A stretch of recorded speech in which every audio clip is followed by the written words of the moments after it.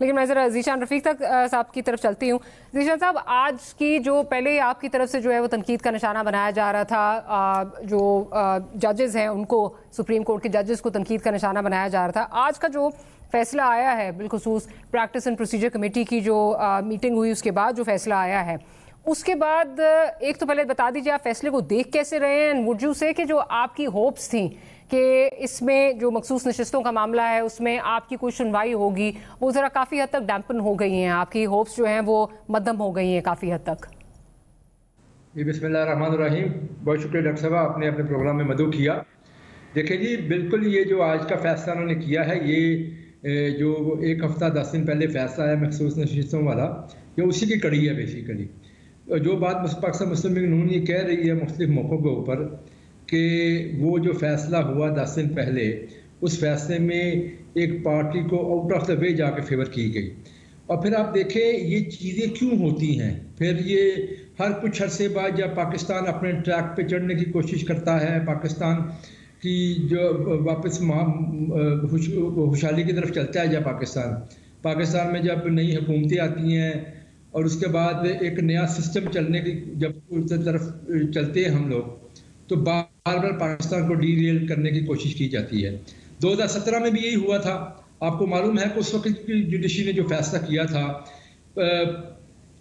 पहले पनामा आता है, पनामा में से अकामा निकल आता है। क्यों?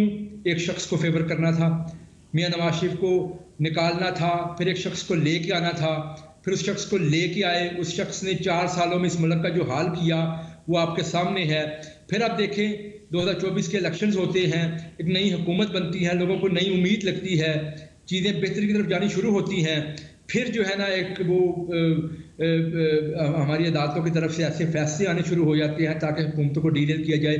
समझ में तो ये नहीं आती कि ये काम किस लिए किए जाते हैं। लेकिन कतल कराने की माफी ज़ीशान साहब से ये भी पूछिए कि कहां पर बेहतरी आ गई है, वो जरा बता दे, बेहतरी वाली जगह। मेरी गुजारिश सुनिए।